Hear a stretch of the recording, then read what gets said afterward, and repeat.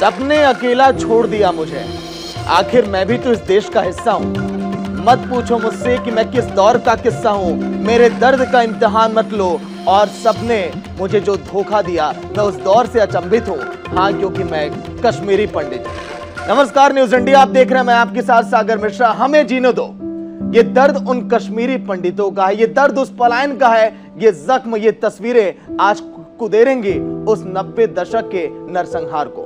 मुझसे मेरा दर्द ना पूछो, मैं कश्मीरी पंडित हूं। अपने घर में मारा गया टुकड़ों टुकड़ों में मैं खंडित हूं। बेदर्द हवाओं ने देखा घाटी में धोखा खाया हूं। खामोश खड़ी थी दुनिया, अपनों की मैं लाशें पाया हूं। शोर वक्त में जिंदा है, चित्कारों से मैं मंडित हूं। मेरा दर्द ना पूछो, मैं कश्मीरी पंडित हूं। जम्मू कश्मीर में टारगेट किलिंग को लेकर जिस तरह से एक बार फिर कश्मीरी पंडितों का दर्द छलका, कश्मीरी पंडित अपनी सुरक्षा को लेकर एक बार फिर सड़कों पर प्रदर्शन कर रहे हैं।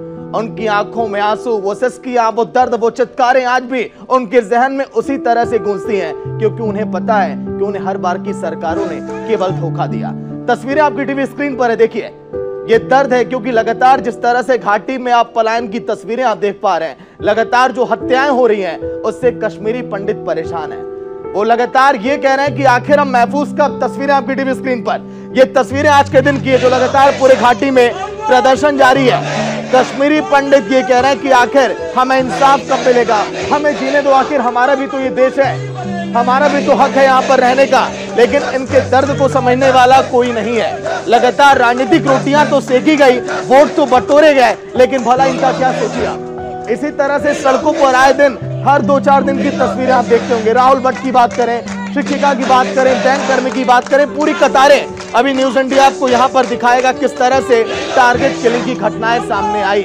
सरकार को जगाने का काम हर रोज हम करते हैं, लेकिन उनकी आखिर सुनी कब जाएगी, सवाल यह है। न्यूज इंडिया ये भी पूछेगा कि आखिर कश्मीरी पंडित अपने घर में महफूज कब होंगे। न्यूज इंडिया ये भी पूछेगा कि आखिर कब तक कश्मीरी पंडित इसी तरह से सड़कों पर रहेंगे, कब तक वो कहेंगे कि हमें इंसाफ दो, हमें जीने दो। सवाल तमाम होंगे आपकी टीवी स्क्रीन पर, लेकिन सरकारी कर्मचारी के तौर पर जो लोग काम कर रहे हैं कश्मीर में, वो अब कह रहे हैं कि आखिर कब तक हम इन परेशानियों का सामना करेंगे, आतंकियों के निशाने पर कब तक हम रहेंगे, कब तक मेरी आंखों के सामने मेरे अपनों की लाशें इसी तरह से बिछाई जाएंगी। सवाल तमाम। लेकिन घाटी में अभी तक किस तरह से टारगेट किलिंग हुई, वो भी हम आपको आंकड़े दिखाएंगे, जिसका हमने जिक्र किया। देखिए आप, ये घटनाएं लगातार जो होती चली आ रही है। घाटी में आतंक, साल 2015 शहीद जवान 39, मारे गए नागरिक 17। साल 2016 शहीद जवान 82, मारे गए नागरिक 15। साल 2017 शहीद जवान 80, मारे गए नागरिक 38। साल 2018 91 है शहीद जवान की संख्या, तो 40 मारे गए नागरिक। वहीं साल 2019 80 शहीद जवान, तो मारे गए नागरिक 39।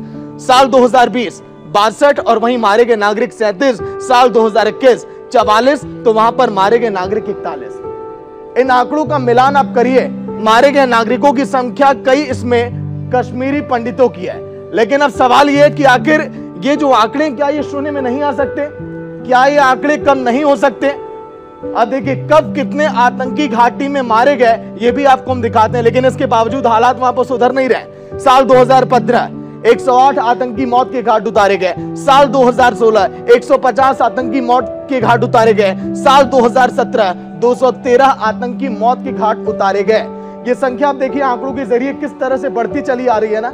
लेकिन इसके बावजूद हालात वहां पर अभी भी ऐसे हैं। कश्मीरी पंडित उसी दर्द से आज भी जूझते हैं। वो कहते हैं, क्या 90 के दशक की यादें अब ताजा कर रहे हैं क्या ये आतंकी? जिस तरह से हमारे अपनों को निशाना बनाया जा रहा है, मौत के घाट उतारा जा रहा है। ये आंकड़े आप एक बार और देखिए, आतंकी कब कब कितने मारे गए। साल 2021 2015 16 17 की तस्वीर आपने देखी, उसके बाद के भी आंकड़े आपने देखे। लेकिन अब कश्मीर के हालात कैसे हैं, ये हालात आखिर कब तक बने रहेंगे? ज्योति पसंदा हमारे सहयोगी जो लगातार अपडेट देते हैं। ज्योति, आज एक बार फिर से कश्मीरी पंडित सड़कों पर ये कह रहे हैं कि हमें जीने दो। सियासी रोटियों के बीच वो फंस चुके हैं, जो रोटियां सेकी जा रही हैं। वोट बैंक जिन्हें बनाया जाता है, वो आज भी इंसाफ की गुहार लगा रहे हैं।